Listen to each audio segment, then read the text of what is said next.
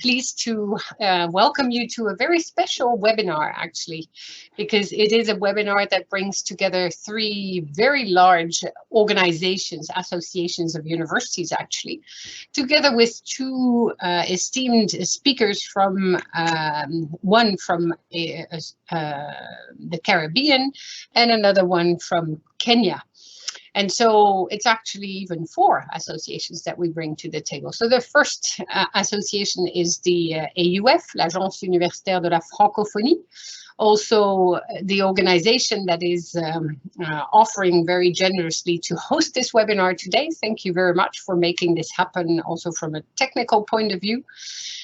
We are very pleased to welcome the ACU, the Association of Commonwealth Universities, and then Universities Caribbean with Miriam Moïse coming in as well, and Professor Francis Odhiambo Aduol, who's the Vice Chancellor of the Technical University of Kenya. So quite a diverse range of people in this conversation. And the last one is me. I'm the Secretary General of the International Association of Universities. So associations coming together to debate on the importance of Agenda 2030 for higher education, and why this year is such an important year for higher education on the one hand, and for Agenda 2030 on the other. So my role will be a dual one, a bit of a complex one, and maybe even threefold, because I will have the pleasure to introduce the speakers to you, to speak to one of the subtopics of the issues that we would wish to raise with you, and invite you to have comments on and to question.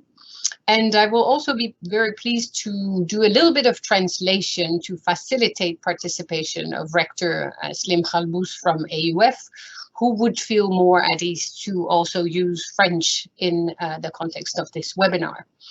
So I will be pleased to do that, and bear with me if it takes just a little bit of time before we get all the right information into the room. So very pleased to be here today to address the issue of the day. Taking charge now is the imperative that we get through this webinar. And why is it a pivotal year for higher education in Agenda 2030 is the big question that we wish to address.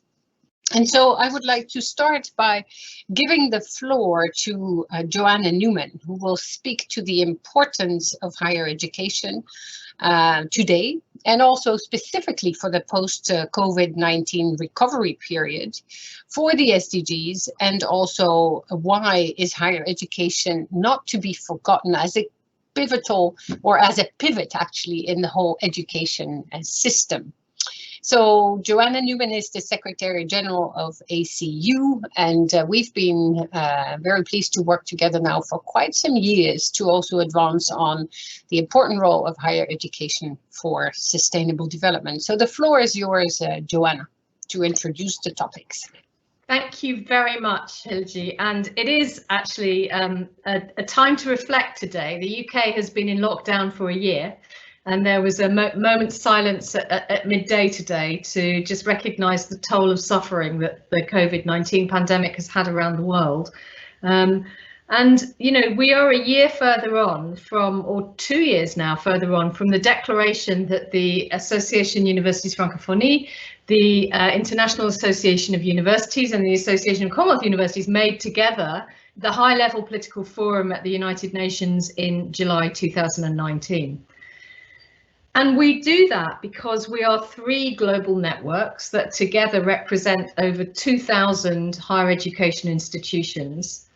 And therefore we feel we have a mandate and a role to play to represent what universities and tertiary institutions do to make the world a better place.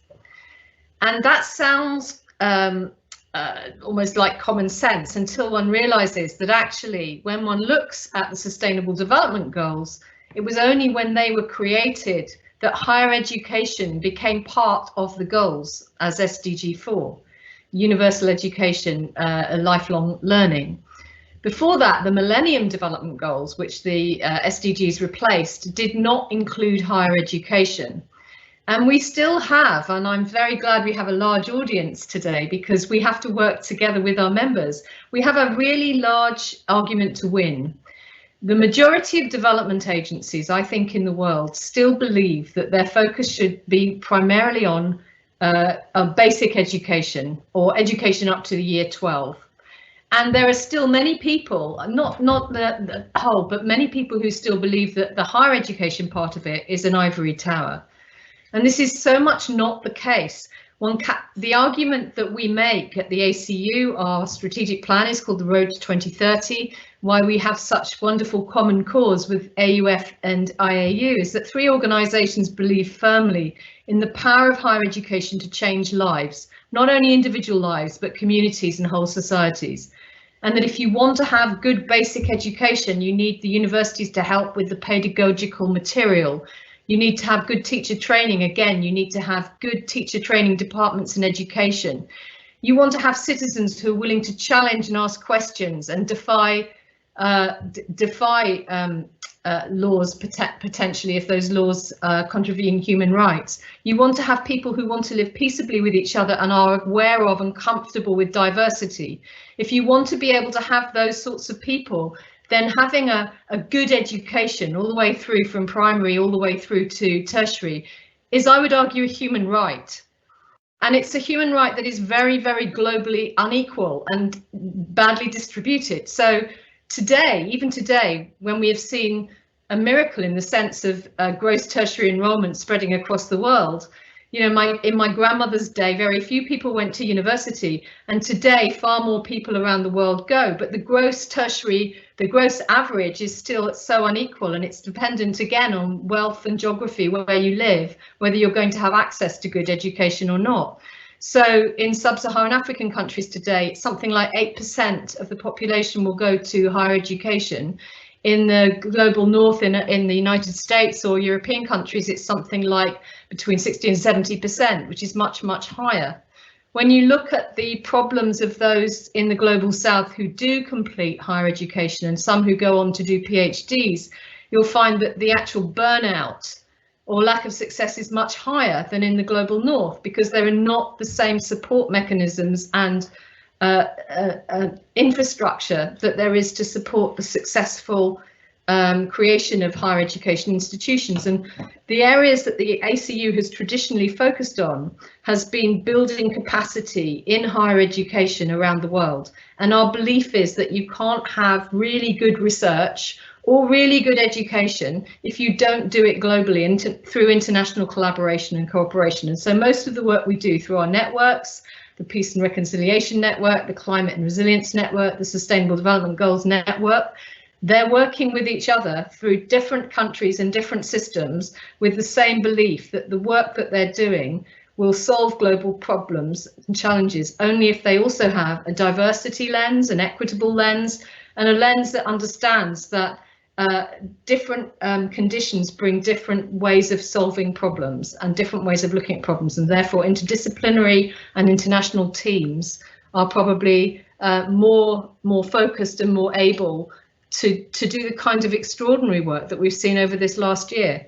So again, with a slightly UK lens, a few years ago we were having an argument about why did one need experts, and there was a universities were under attack. And I think in the last year, if nothing else, the why do we need experts question has at least been answered when one's seen the extraordinary international cooperation that has been done in terms of the development of vaccines and the development of public health policies that are working to protect populations around the world.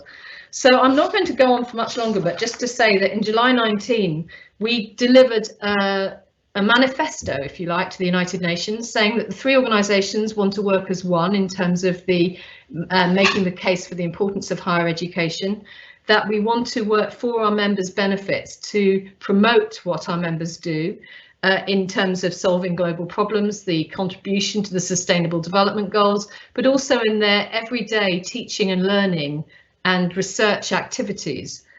And that we want to have a place at the table. So partly, if nothing else at this webinar, we would like your support to help us make that case to UNESCO, to the United Nations, to Commonwealth governments, that we need to have higher education in the room because they are an essential part of an ecosystem. They're not more important or less important than basic education, secondary education or lifelong learning, but they are an essential component if one wants to get anywhere near to solving the Sustainable Development Goals by 2030, as we're all committed to do.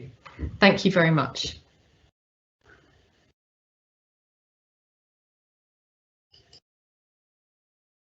Microphone.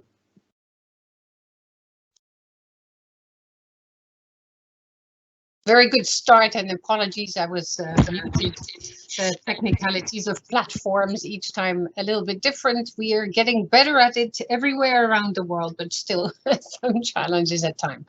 So very good points made, Joanna, indeed, as to why higher education matters actually, and why to really address the challenges identified in Agenda 2030, we need for strong higher education.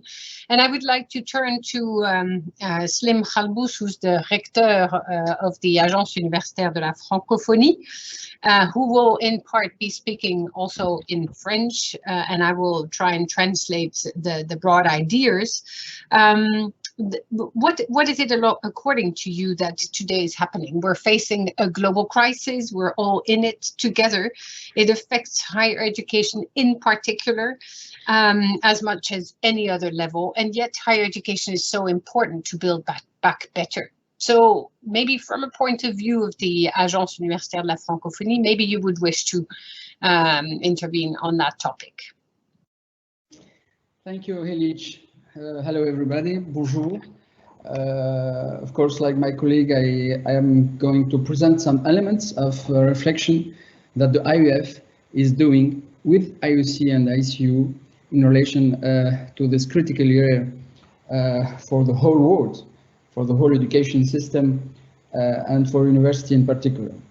In the context of plurilingualism, like you said, Hilich, which characterized the world of knowledge, allow me to address you in French in 3 points. First of all, the role of the university in post-COVID. Second point is why the three organizations, global organizations, present themselves to you together today.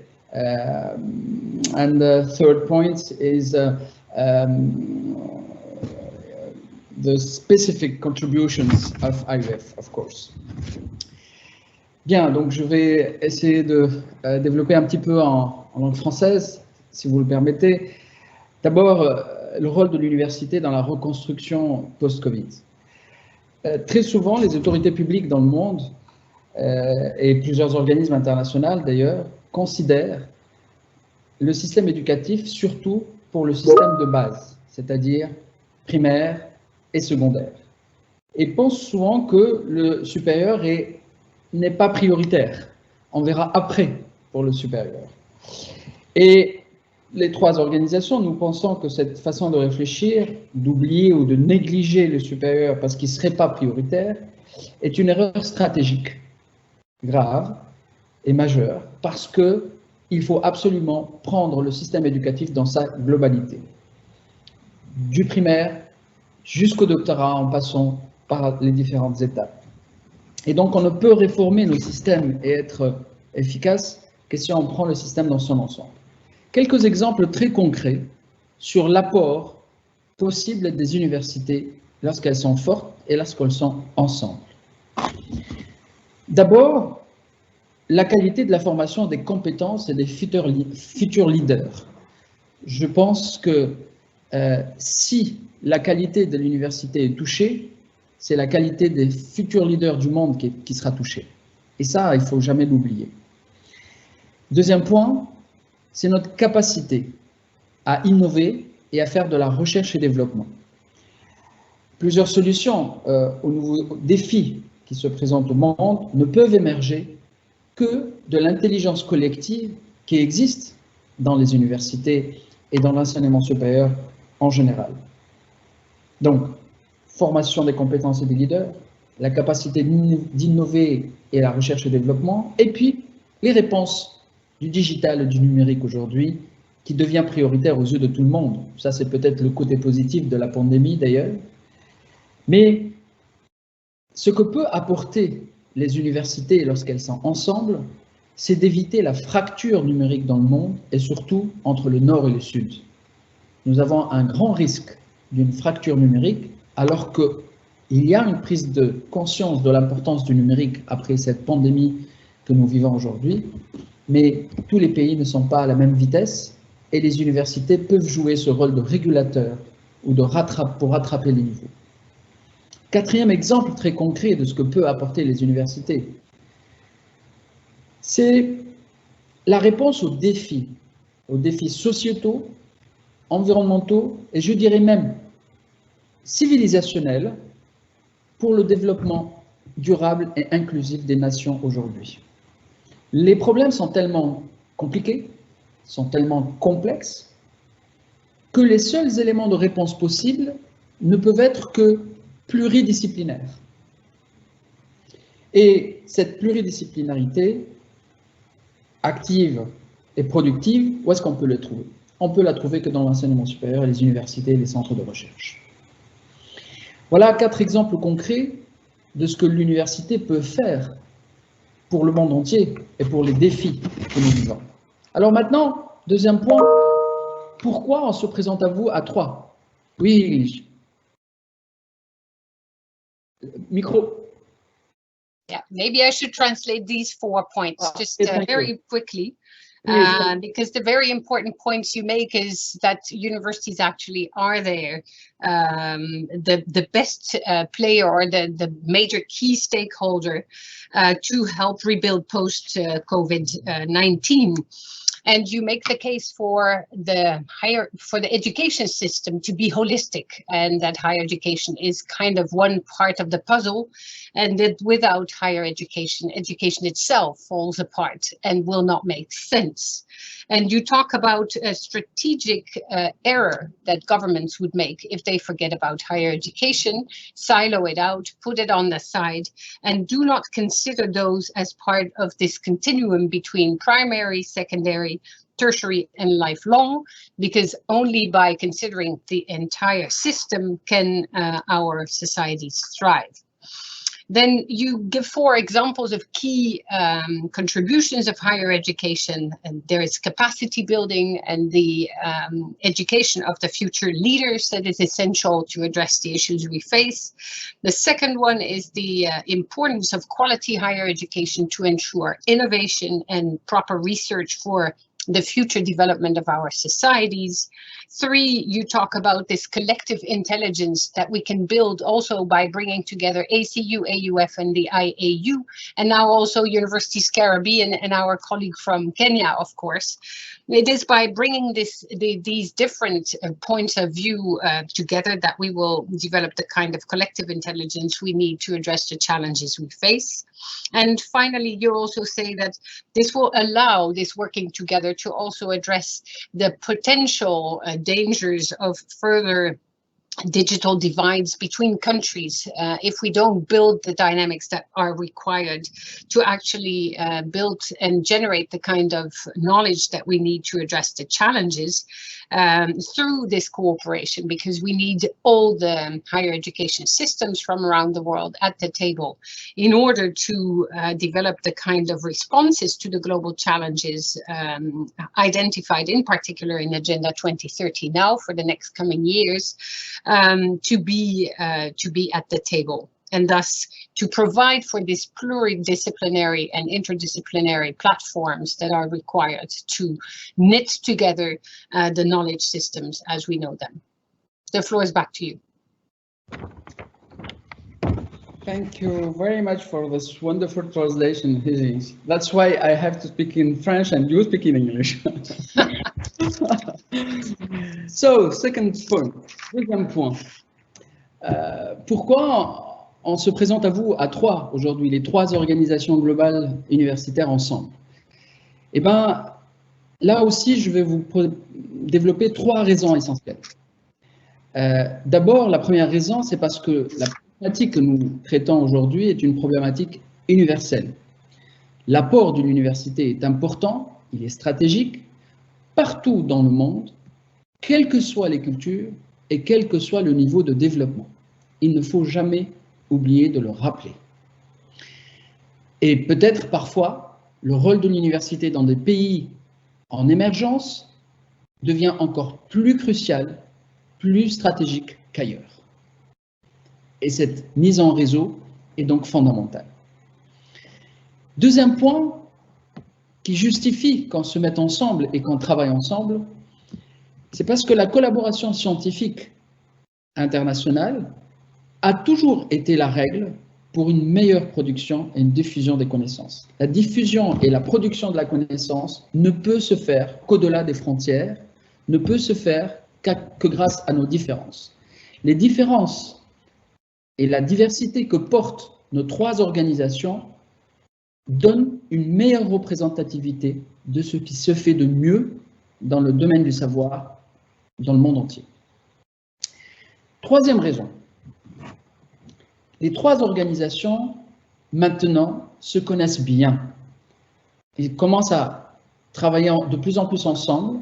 Nos équipes ont l'habitude de travailler ensemble sur des projets concrets à valeur ajoutée.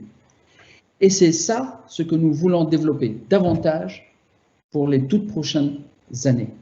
Plus de projets concrets à valeur ajoutée à l'ensemble de nos membres dans le monde entier.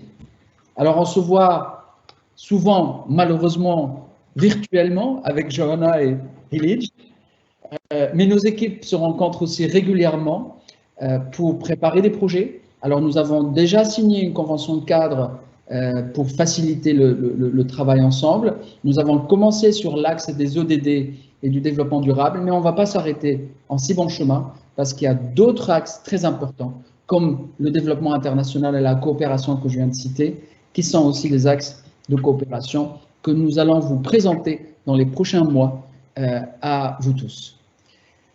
Élie, je te repasse la parole. Okay, yes, there are three major reasons why we work together, and it's easy to translate because we basically agree on it, and thus it is really nice to actually confirm this. And so the three reasons are key. Indeed, the first one is that because the agenda we're talking about here today is a universal agenda. It's an agenda for everyone, for everywhere, and for all kinds of inputs from the different parts of the world. And the issues that have been identified are equally important for emerging economies and for developed countries. And that is a point that needs to be made on and on again. I was struck recently, and I will comment here, by a comment that I received from a colleague whom I discussed the very issues that we have on the table here today. She said, but these questions are for developing countries. And still that idea remains, and it is not true. This is really a universal agenda that is of high importance to everyone. A second question I received just a week later in another workshop that time, where an academic said, but why should universities bother? We have so many other things to tackle. Well, my only response was, if you don't tackle this one, this broader agenda, and you don't resonate with it, why bother about the rest? That was the response that I could give to that, and we could debate.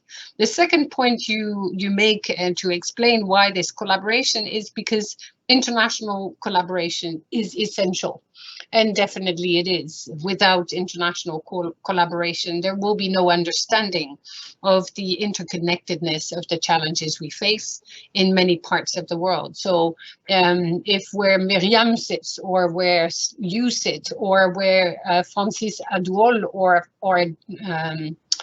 where Joanna sits, we all sit in places where we face one face of the challenges, and together we will understand how these connect and will allow us to understand how we can address them. And that is what we are to teach the people who come through the higher education systems. It allows to better understand the differences, yet also the points of connection. And the third point you make is that we know each other so well now, which is true, and which is a very nice ground upon which to build joint initiatives and to maximize on the opportunities we offer in our divergent networks, yet with points of connections that may allow us to go the extra mile and better maximize on the outcomes of our projects. So Slim, your last point. Yes, thank you, Illich. The last point is some specific contribution of IUF for this strategic collaboration between us. Donc, la contribution particulière de l'IUF, là aussi 3 points. D'abord, l'IUF est en train de développer une stratégie d'une diplomatie scientifique francophone. Une diplomatie scientifique francophone qui va s'inscrire dans la nouvelle stratégie 2021-2025 et qui est particulièrement importante. Importante parce que l'AUF veut s'inscrire dans l'accompagnement des pays d'implantation où nous sommes présents et des gouvernements dans leur politique publique, dans leur évolution institutionnelle, dans le système éducatif, universitaire et de recherche et développement, pour une évolution vers l'affrontement des défis que nous avons développés tout à l'heure, c'est-à-dire notamment les défis durables et inclusifs. Le savoir scientifique a la capacité, il a les compétences pour contribuer à l'évolution et contribuer à trouver des solutions. Et donc, ça doit être autour d'un concept bien défini et un concept porteur, unificateur, rassembleur. Et la francophonie scientifique, par un réseau très spécifique, va contribuer avec les autres à cette diplomatie scientifique très importante pour nous. Donc, nous prenons notre part dans la diplomatie scientifique en développant la diplomatie scientifique francophone qui a des atouts spécifiques, notamment dans la question du plurilinguisme, la question du pluriculturalisme et la question surtout aussi du pluridisciplinarité, la pluridisciplinarité, qui est très importante pour pouvoir embarquer tout le monde avec nous. Deuxième point qui me semble important comme exemple, c'est le réseau de l'AUF. Le réseau de l'AUF aujourd'hui est divers et il est sur les 5 continents. Il y a d'abord évidemment les plus de 1000 membres, universités ou centres de recherche, issus d'à peu près 120 pays, et ça vous le savez, mais il y a également, ce qui est peut-être moins connu, ce sont les réseaux disciplinaires de l'AUF. Nous avons des pôles de réseau dans les sciences de la santé, les sciences de l'ingénieur, mais aussi les sciences humaines et sociales, avec une grande diversité des disciplines. Et je disais tout à l'heure l'importance de la pluridisciplinarité. L'AUF a aussi des réseaux de recherche à travers le monde, et c'est bien entendu une valorisation surtout de l'expertise francophone, mais qui se veut dans le cadre d'un développement international et plurilingue, comme je le disais. Donc l'expertise francophone dans le domaine de la recherche, l'expertise pluridisciplinaire en regroupement sous forme de recherche, de réseaux thématiques, et puis les réseaux de plaidoyer. Les réseaux de plaidoyer, c'est par exemple le sujet du jour, c'est-à-dire le développement durable, mais également d'autres sujets qui nous tiennent particulièrement à cœur. Je citerai comme exemple l'égalité femmes-hommes. La parité femmes-hommes dans le domaine universitaire, dans le domaine du savoir, mais aussi demain dans le domaine de l'entrepreneuriat et de l'employabilité, nous paraît une cause noble que nous pouvons porter ensemble et que l'AUF met en avant. Donc, une diplomatie scientifique francophone qui s'ajoute aux autres, un réseautage particulièrement fort et dense sur tous les continents. Et puis, troisième point que je voudrais aussi vous présenter, c'est une proximité locale internationale. Comment ça se fait, une proximité locale internationale? L'AUF étant une organisation internationale, mais nous avons des bureaux, nous avons des équipes, souvent avec des nationalités mélangées de partout dans le monde, qui sont dans une 50aine de pays présents. Cette proximité, elle est importante et on la met au service de cette collaboration entre nos réseaux. Pourquoi? Parce que nous connaissons parfaitement dans ces 50 pays les habitudes, l'écosystème, la société civile, les politiques qui décident, les systèmes en place administratifs. Et toute cette connaissance du système éducatif, administratif et politique nous aide à pouvoir mieux défendre le rôle de l'université et surtout mieux participer au développement de ces nations. Sans m'attarder, voilà 3 points ou 3 axes sur lesquels l'AUF pourrait apporter son savoir et sa compétence avec les deux autres grandes organisations et tous les membres des trois associations pour qu'ensemble, on puisse mettre en valeur et comme pivot de développement nos universités. Voilà, c'est tout ce que je voulais dire pour cette introduction. Merci beaucoup, encore une fois, à tous de m'avoir écouté et merci beaucoup à Hilly pour l'introduction. I'm only the transmitter here, but I think it's important to also translate. There are many people participating who do understand French, but still it's important to maybe recall here as well the cooperation and the contributions that AUF also makes in general, but also to this specific cooperation between the different organizations. So you indicate three axes that are very important. The AUF is developing currently a new project around scientific diplomacy, but then focused specifically on Francophone scientific diplomacy. And I'm very pleased to sit on that group and to actually be invited on board of that group and development, but to bring in the other voices on scientific diplomacy from abroad. So that's first one, the very important topic of scientific diplomacy, because that will touch on some of the points I will make later as well. Then the second important point that also resonates with ACU and with AUF, and certainly as well with Université Caraïbe, is this networking, this putting things into perspective, bringing them together on the different continents. And you use a phrase that is very interesting as a third very important point, is this local proximity with international outlook. So you bring in these international teams to countries, you work together there locally, and so you have a closeness to the very issues that are on the agendas of universities and how they resonate with the society outside. And at the same time, so you have this local resonance that is very important, and how to bring it to the global level. And ACU is doing similar things by really going local, discussing with people rooted in their local reality. And the IU does that as well. And that is where we complement each other beautifully, because this allows to also go to these other dynamics you mentioned, the need for plurilingualism, the need for inter and pluridisciplinarity or transdisciplinarity. I'm lost in translation here, but how to bring the different continents together in their linguistic realities as well, resonate, value the differences, and yet work together. And this is where, as you said it, Joanna, at the beginning, we represent more than 2,000 universities. And that's where, if you allow me, I will, for a few minutes, also introduce why it is important for the IAU to be part of this, this consortium and this working together.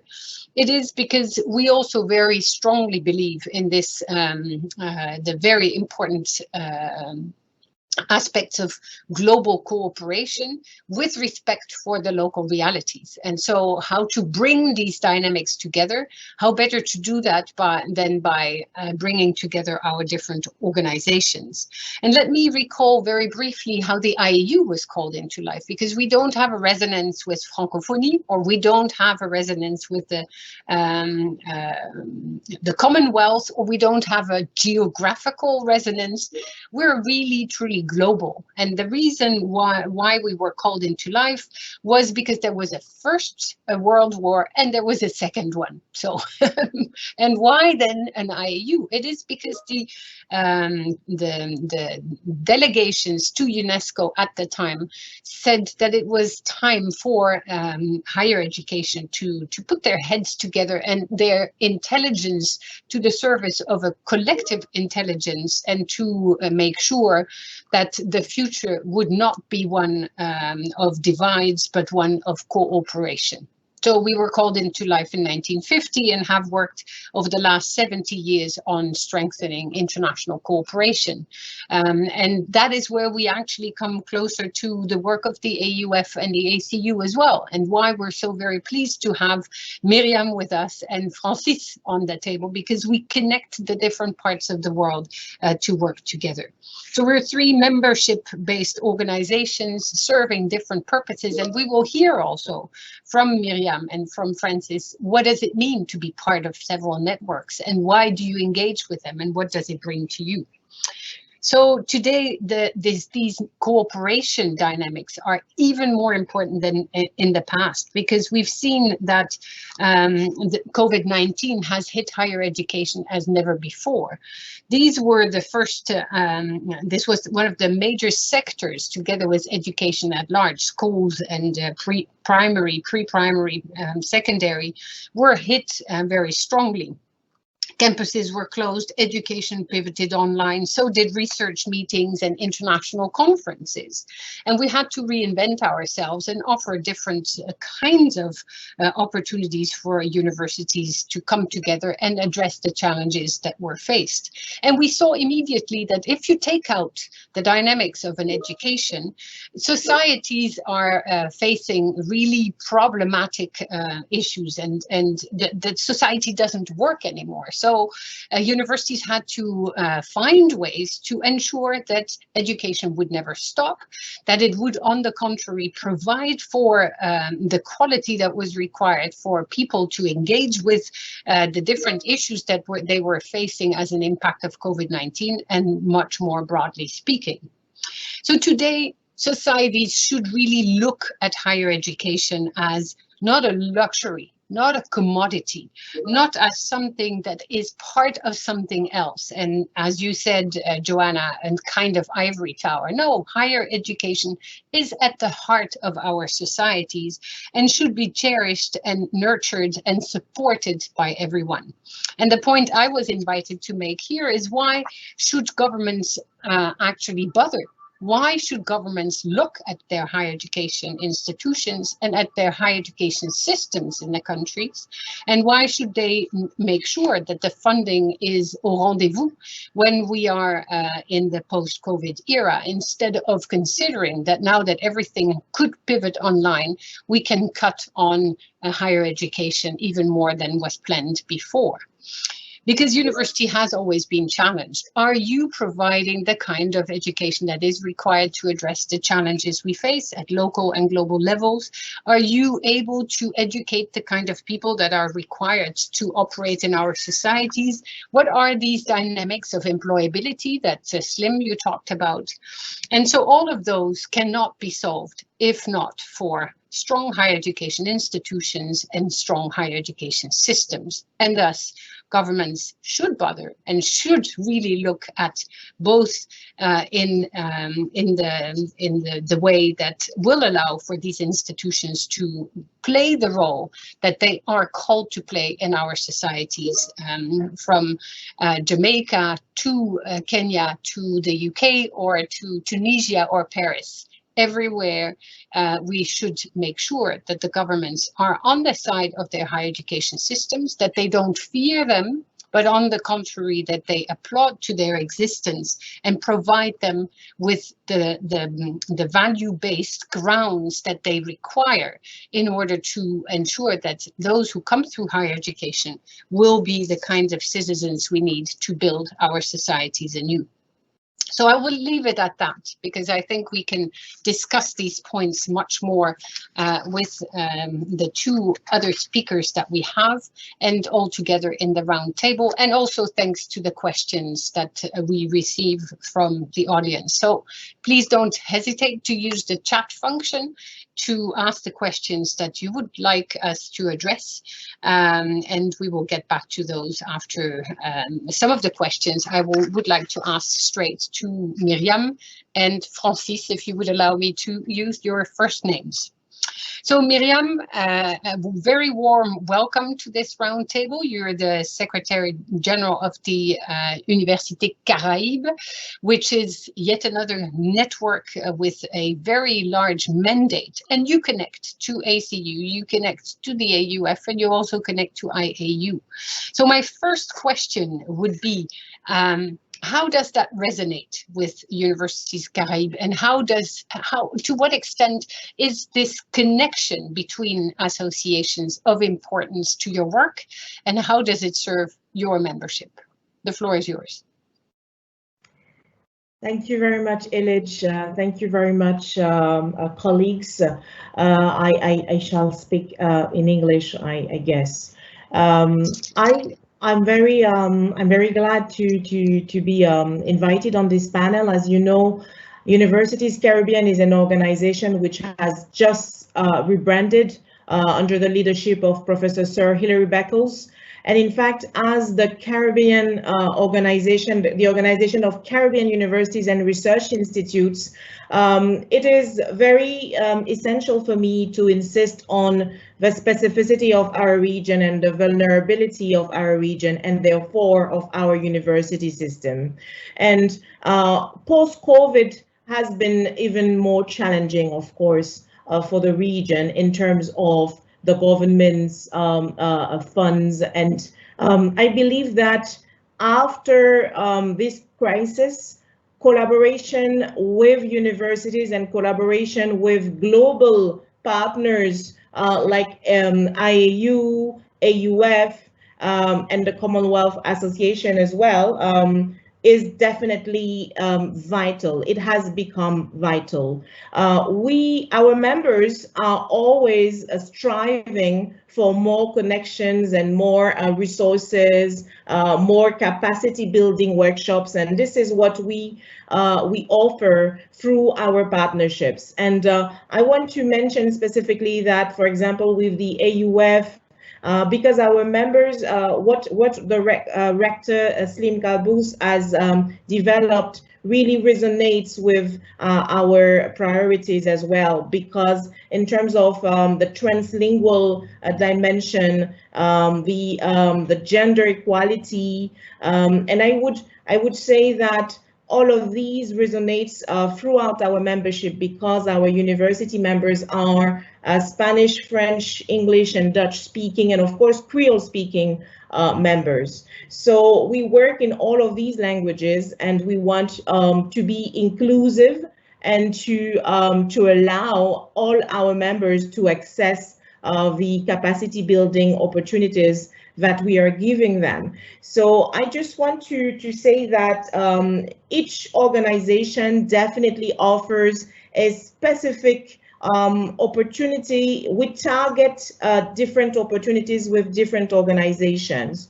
For example, with IAU, we have worked on promoting through a project with BBC. We have worked on the visibility of our organization through a video project, which was very much enhancing and making our organization more visible on an international platform. With AUF, as I said, we are working on a One Caribbean Master's program, and I want to salute the collaboration of the director of AUF Caraïbes, Saulo Neva, with whom I correspond on a very regular basis. And in fact, we want to boost employability of our youth and to connect the universities with the needs of the communities. That is to say that we want our research to be solution-based and really to provide solutions not only for the communities, but also for the industries, so that we would connect society, university, and industry within this triple strategy that we want to boost the development of our region, the Caribbean region. I will stop there, maybe to allow the speech to circulate. Okay, very good.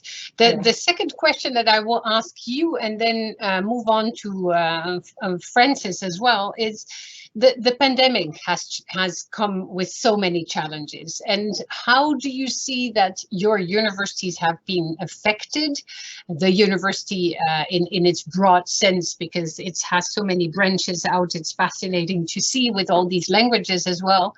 And then how do you see that this year will still be a year that on the one hand challenges the role of universities, and on the other also puts right at the heart of everything else that universities actually are such a key to the future? So maybe you can take it there, and then I will turn to you, Francis, as well, to also reflect on similar issues. Thank you very much, Illich, for this question. In fact, more than ever before, during the COVID crisis and after the COVID crisis, the role of universities has been underlined as essential. In fact, universities are there not to serve themselves, as our president Hilary Beckles always say. It is really the role of universities is to serve their communities. And in fact, with a number of we have different gaps, because as you know, Ilij, we have run a survey to evaluate the impact of COVID of the crisis on our university members. And in fact, we had a gap in terms of the different problems which emerged after the crisis, because some countries, of course, you know, we have members based in Haiti, Jamaica, Colombia as well, and Martinique, Guadeloupe. So it's a very diverse university community. So we do not have the same problems which emerge. However, I would say that there is one focus that definitely was common, is about allowing vulnerable communities of students to access the digital, to have digital access. And when I say digital access, in some countries it was also access to electricity first, and then digital access. So all our university members had a task force to attend these most vulnerable communities, most vulnerable students in the countries all over, you know, in the islands and away from the cities where it was more difficult to have access to the internet. And I want to take the example of my university here in Université des Antilles, where the governance had to organize to bring not only digital items to have access to the internet and to follow, to be able to get access to the courses, but also food. So when you see some countries like Martinique, which is in the European Union, so I would say that the problematics were also very intense here during COVID for the vulnerable students. So the vulnerable students are everywhere. They are in Martinique, they are in Guadeloupe, they are in Haiti, they are in Jamaica. So this is about how we can allow them to have access to their education beyond and despite the crisis. So this was really the aim of the task force, and how we had strategies to connect and allow the students also to be able to communicate. And this is why we offer a platform to the youth in particular. So we have a youth platform, a youth forum, which will take place, the next one is next month online. And in fact, the students will be able to share also their experiences across the region and to connect and see how they can boost their own potential as well. So so in terms of strategies, I would say that post-COVID, the role of universities has been more essential and more vital and the role of organizations, also Universities Caribbean, as a connector and allowing more collaboration and boosting partnerships so that we could join our forces and provide solutions to our region. Wonderful, thank you. So Francis, Edward, you may wish to reflect on these very points as well. The impact of COVID on the university, and also the university as being seen better by the government in Kenya maybe, and in the sub-region, as the key player to help develop our societies anew post-COVID. Francis, the floor is yours. Thank you very much, Eligie. I hope I have pronounced the name correctly. And once more, thank you for even making it possible and for me to appear on this webinar, for your invitation. I believe that this is largely due to courtesy of the Association of Commonwealth Universities, and I wish to acknowledge the Secretary General, Joanna Newman, for this. My invitation came through HCU. It is a wonderful opportunity to be able to speak in a forum that is bringing together some of the most important organizations for university education and universities in general worldwide. I've listened to the contributions that have gone before me, and but I would like to address myself specifically to the questions raised by yourself. How do our governments in this region view university education in terms of the contribution of university to general development? In my own country, for instance, we have currently about 75, 76 universities. 38 of these universities and university colleges are public universities, public institutions. About a similar number would be private universities. The public universities are responsible for roughly 70% of the students that are in the university system, and about 30% would be in the private universities. I think we have a total of roughly 500,000 students in universities.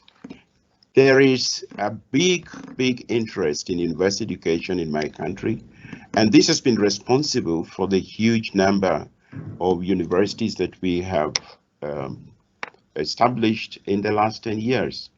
Up to 2007, in Kenya, there were only 7 universities. Today, we are talking 7 public universities. Today, we are talking about 38 public universities.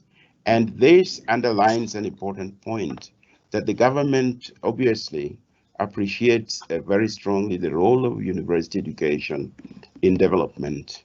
But when somebody looks at this carefully, it is also noted that the biggest concern of the government is what to do with the large numbers of students that are coming into the university system from high school.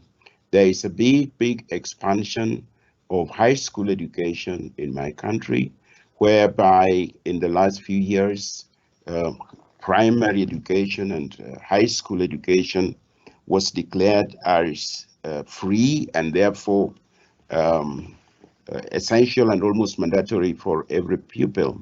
And so the next thing is, what do you do with these huge numbers after they have finished their high school? Yes, there are colleges for them to go to, but unfortunately, a large majority of parents and pupils consider that their students, their children, should get admission into universities. And so there has suddenly been a big expansion in university education. This has come with a lot of pressures on the government itself in how to fund universities. And I think one of the biggest challenges that we're going through now is just how to fund these universities and at the same time ensure that you are giving quality education. One gets the impression that whereas our government, and I believe this is relevant to the whole of East Africa, because what is happening in Kenya is very well replicated in Uganda and in Tanzania. And whereas therefore our governments are keen that as many as possible numbers of young people should be getting to university to get university education, the question will always remain, how do you fund this to ensure that you can still maintain the high quality that is expected of universities? And this, in my view, is where organizations like ACU, AUF, and IAU come in, because these organizations would be relevant to these universities in assisting to benchmark with other universities to ensure that we can maintain quality standards. The African university is not only in a situation where we have to work very hard to ensure that we maintain quality academic standards, but there is also the question of, are we offering relevant education? Because it is said, and there is a lot of writing to this effect, that African universities are producing huge numbers of university graduates who cannot find employment. But at the same time, there are organizations within the continent that are looking for quality graduates to employ. And I would say that therefore, what would be of great interest in this partnership of ACU, IAU, and AUF to African universities, with my country as an example, is how do we work together, first of all, to ensure good quality education to our graduates, our students who come to universities. And until that happens, the government will always have question marks about the relevance of university education. In my own country, there is a lot of discussion on the relevance and quality of education that universities are giving. And it is as much as people feel that, yes, we need to have the universities, but I must say honestly that there are big questions being asked about whether universities are providing quality education and relevant education. Those of us who are in the university system sometimes feel that these questions may be unfair to the university system, because the universities are trying as much as possible to ensure that these standards are kept, but the external environment sometimes makes it very difficult to experience this. And we are not always 100% sure that our graduates are getting the best that they could get. Now, my own university is a member of the Association of Commonwealth Universities, and a number of universities in Kenya. I think some of the bigger ones, like Nairobi and Kenyatta University, would also be affiliated to IAU. But the main reason we want to affiliate with these organizations is to give our universities opportunity to benchmark with others, to see what other universities are doing, so that we can be able to translate this to ourselves, and also benefit from exchange programs. It is not, we don't expect that it will be one-way traffic where we are the only people seeking experiences from others. I believe that even as the African university, there is a lot of uniqueness that we have that probably many universities in the West don't have. It has been said that one of the strengths of the African university is that because the tradition of university education is not very deep in our continent, a large number of people who teach in our universities are people who got their education from the West and from other parts of the world. You go to any university in my country, you will, at random, if you take 100 lecturers, you will find that they were people who got education in at least 90 countries. Either you got your first degree abroad, or you got your second degree abroad, or you got your third degree abroad. And this is a big strength, because it means that we have a very strong heterogeneous system. So the typical African professor is very widely exposed. But when you come to Africa, sometimes it is a challenge to feel that you can put into practice that which you need to put, that you need to share with others. The second question you raised is, how have we responded to the COVID-19 situation?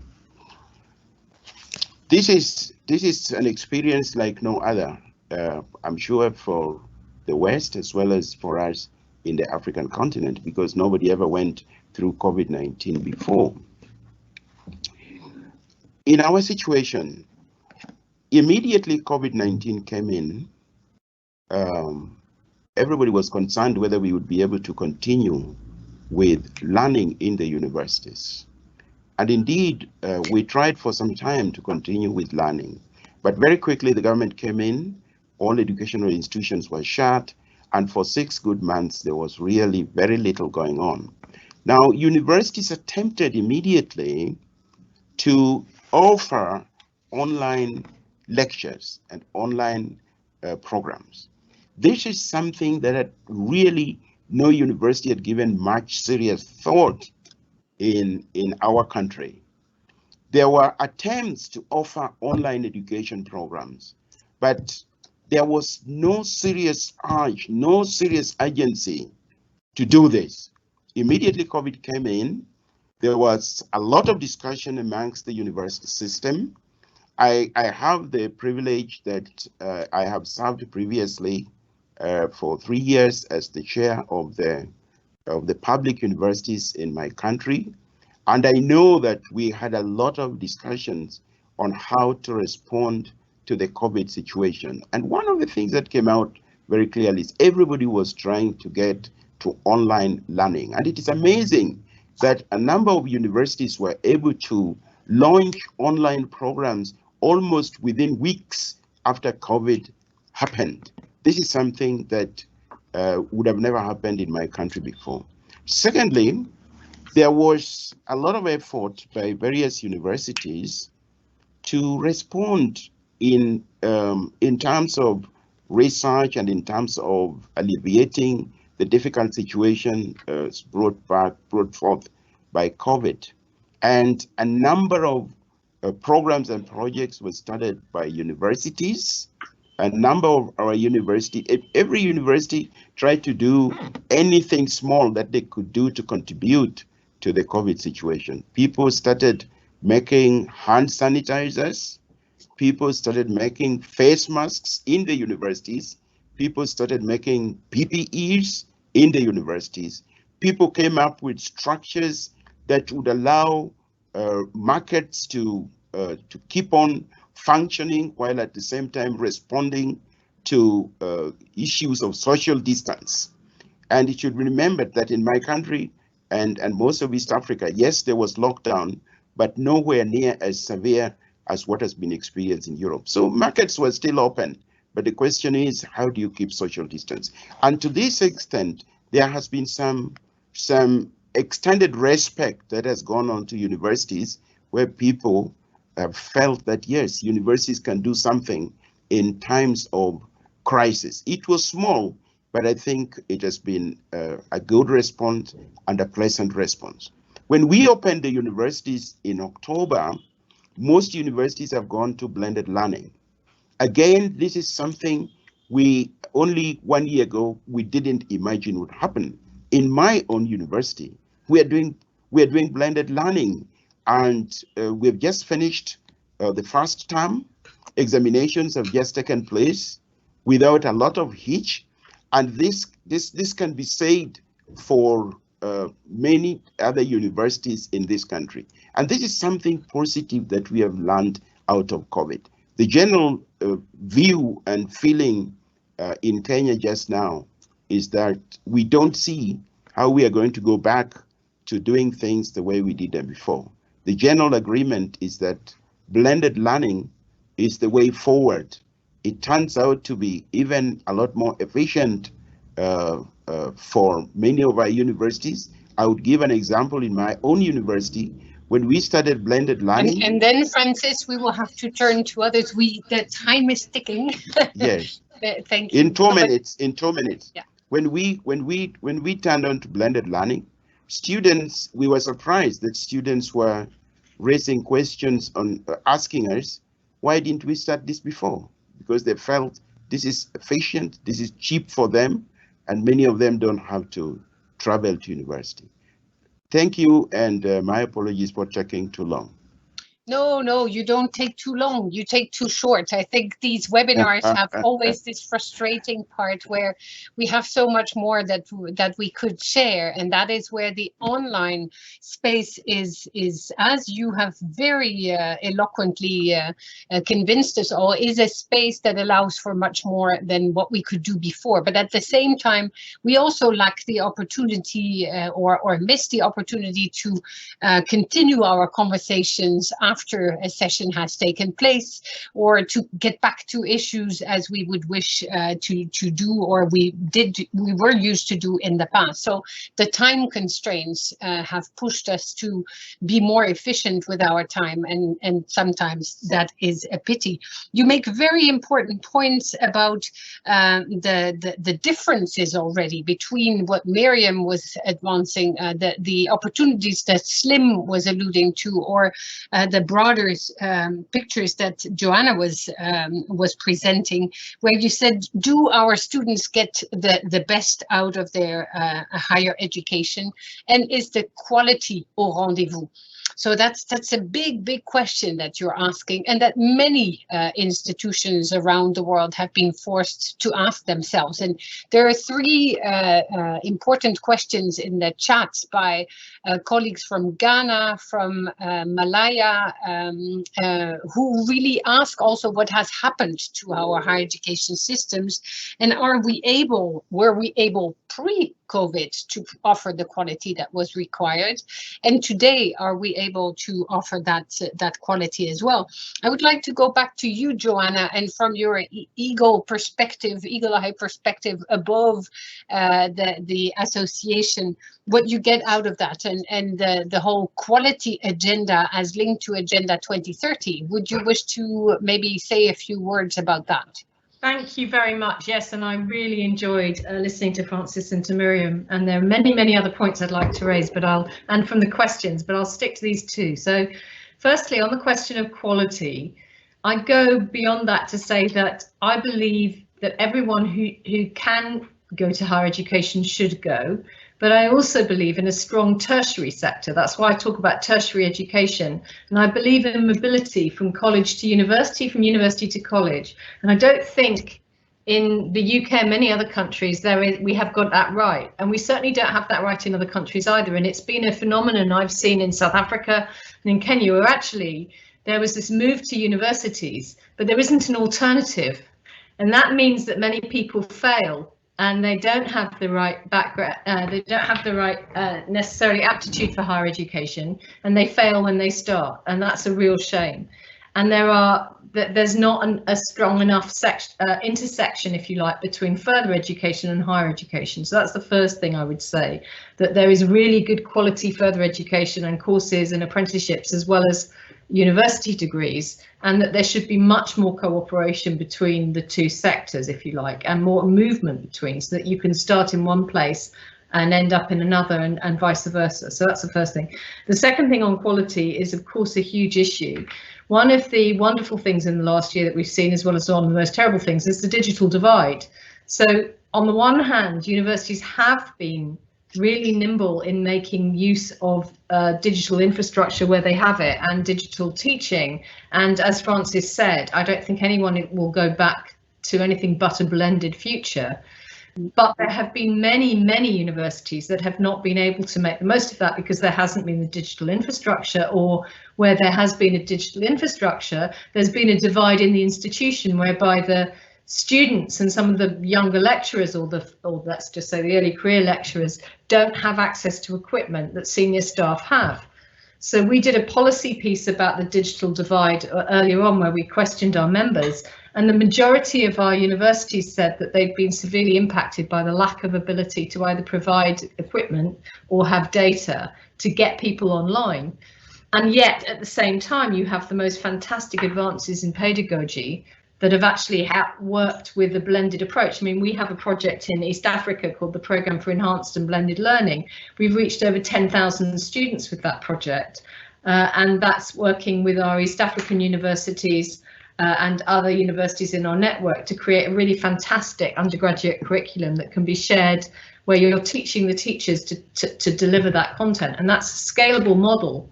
So in some ways, it provides us with a pointer to what we need to be lobbying for when we do talk to governments. And it's about every university, as well as every school, should have the ability to deliver online blended learning, because it's part of the right of education. We are about to embark on a project with the University of the West Indies, who are our lead with the University of the South Pacific on climate and resilience network.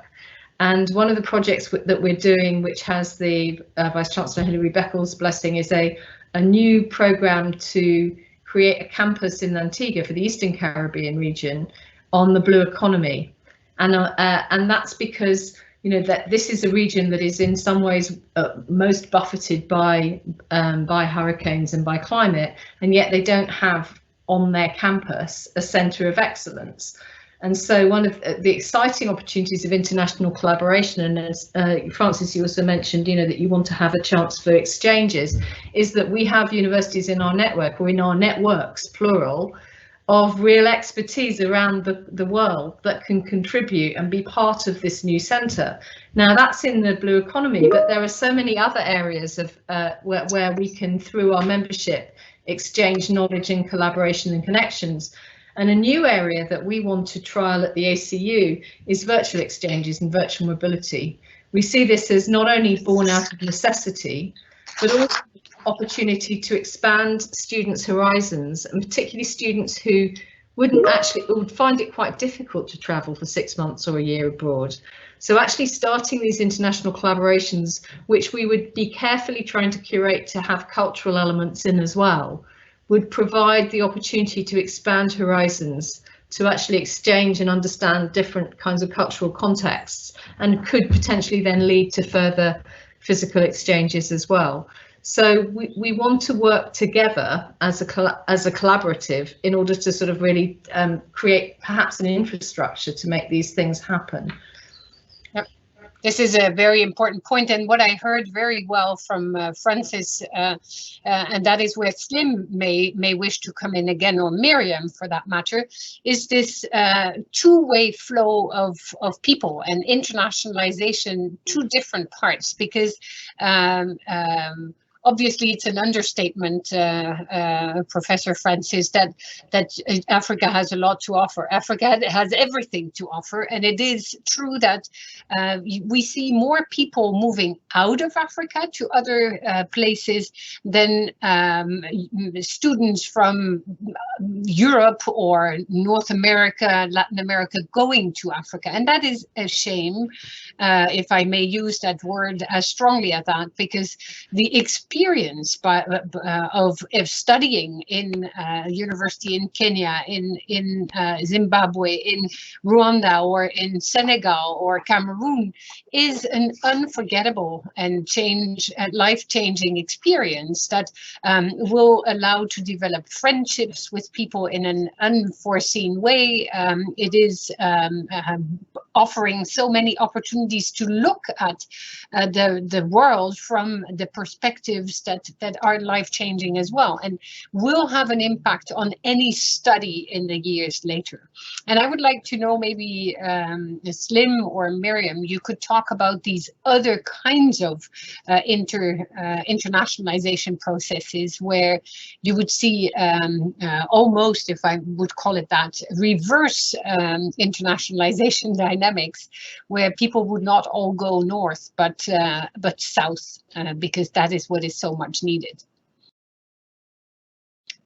Slim, maybe to start? A few words, maybe 3 minutes, not more, so that we keep a little bit of time for another question. Okay, I will be very quick. I will try maybe to answer in English. I don't know if I can that's good.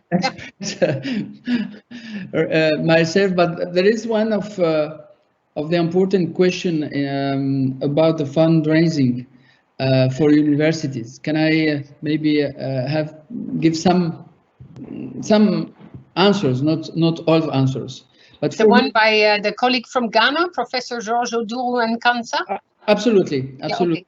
Yeah. For me, there is three main conditions to convince the donors or partners to put more funds in university.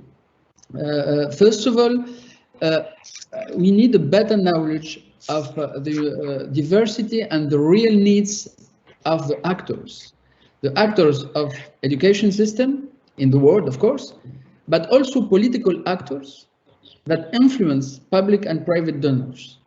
So we need to know more about them. Second, we have to develop the image of a useful university that provides answer and carries an international dimensions. University open on the world, especially for networking and mobilities. Third answer, maybe, we have to implement concrete actions. There is nothing better than the force of the demonstration of on the ground to convince. Some universities raised several funds because they presented solution to fight COVID, for example. So that's we show that we deserve funds, that we know that how to use money well, and that we will be useful for our donors. That's maybe the better strategy to attract more fundraising for our universities. I stop there. Thank you.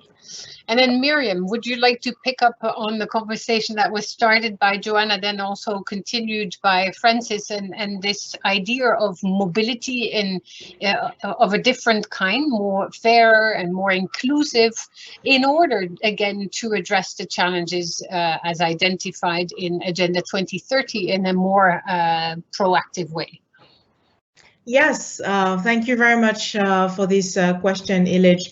I do believe that mobility should definitely be reversed, and interest, and it is already the case. Interest is growing towards the Caribbean region. Caribbean region is definitely, you know, the University of the West Indies, for example, is leading in terms of climate change research. And I believe that the Caribbean should become a research, you know, a research laboratory with all of these universities joining forces around topical priority issues for the region. And in fact, at Universities Caribbean, we have defined 6 priority issues for our region, which allow us to also attract global partnership. At the moment, we have been contacted by partners of the Americas. They are developing an initiative around climate change.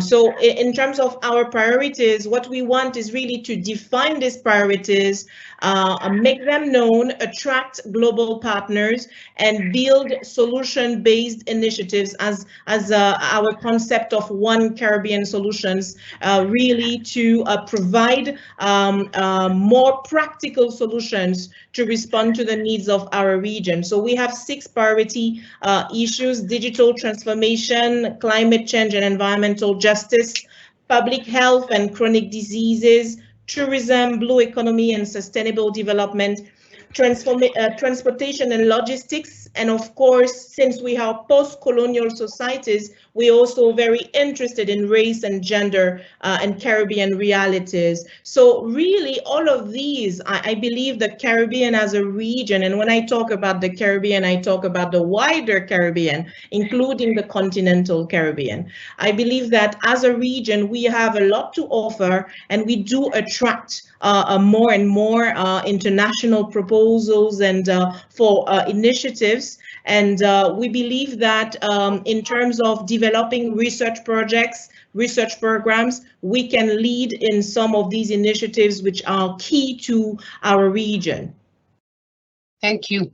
And I think in part you have responded to Collins Chong from the University of Malaya when the question says, well, how can universities actually be seen as a sector leading the post-pandemic recovery efforts and lending credence to the role of the sector in providing long-term solutions to humanity's challenges and creating a new frontier of breakthroughs and awakening.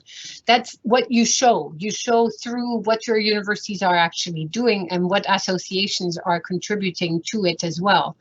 We're almost towards the end. We have 6 minutes left, or 5 now, and the word would be to Joanna. But can I give just 1 minute to each to just add to this conversation so that Joanna can just prepare to have some concluding remarks? So 1 minute. Francis?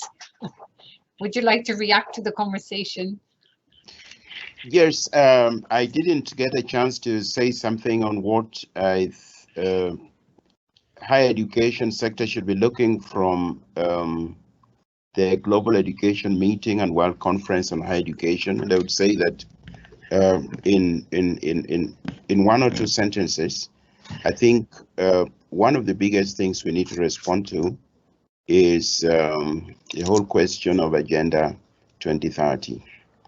I think this is very important to our universities, to the extent that we need to propagate Agenda 2030 amongst the young people, and the best group of young people to look to in this respect would be university students.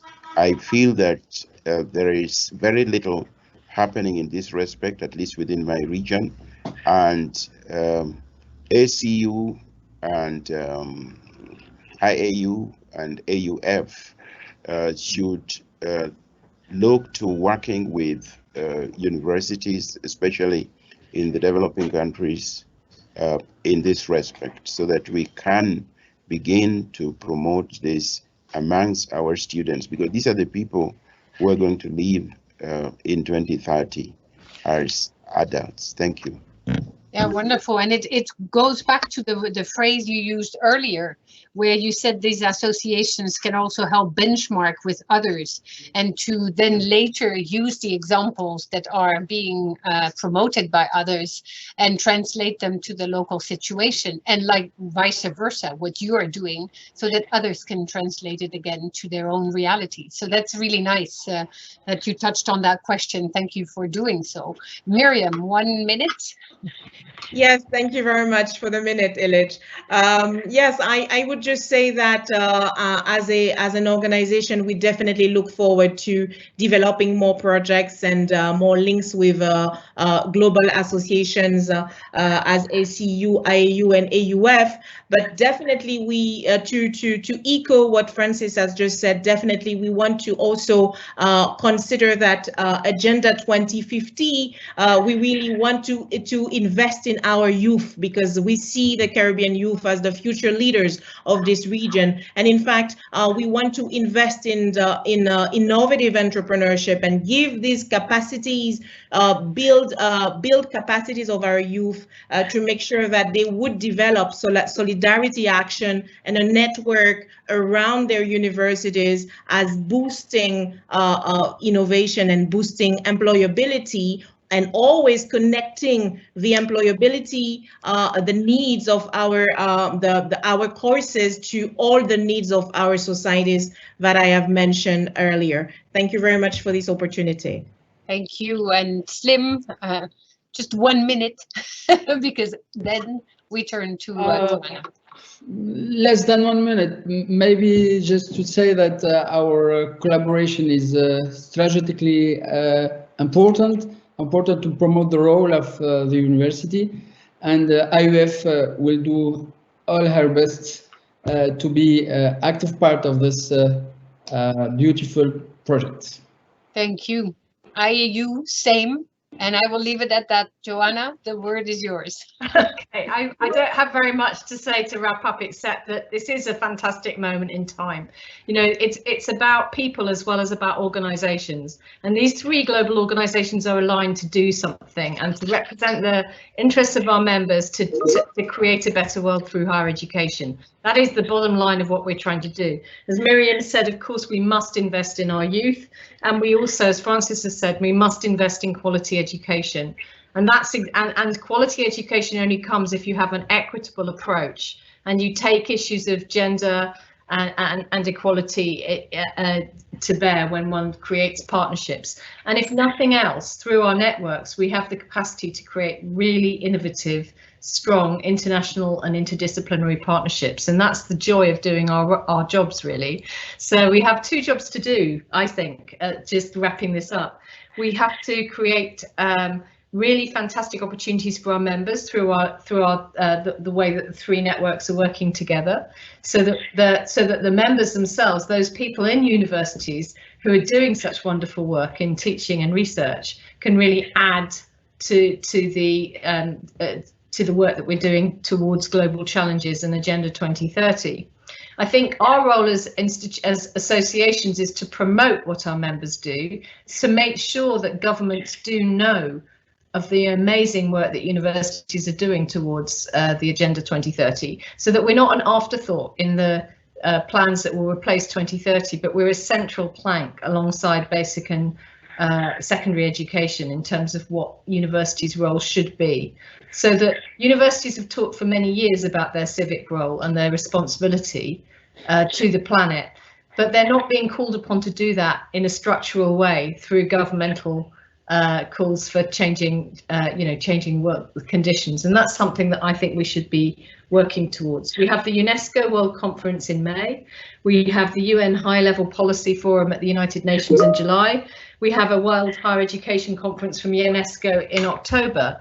But in all, I think come together in a year's time and see what AUF, IAU and ACU, together with other networks such as Miriam's, can do to really actually put flesh on the bones of these networks that we're creating together in different areas. And I'm just very grateful for the cooperation, because as I said, it's organisations, but it's also people. And so at this particular time, we have all come together in a way that is really, I think, a joy to do, and has enormous promise for the future. Thank you. Thank you very much, and thank you to all the speakers, and thank you to the participants for having come to this virtual session, and also for having asked questions that we will also resonate with after this session.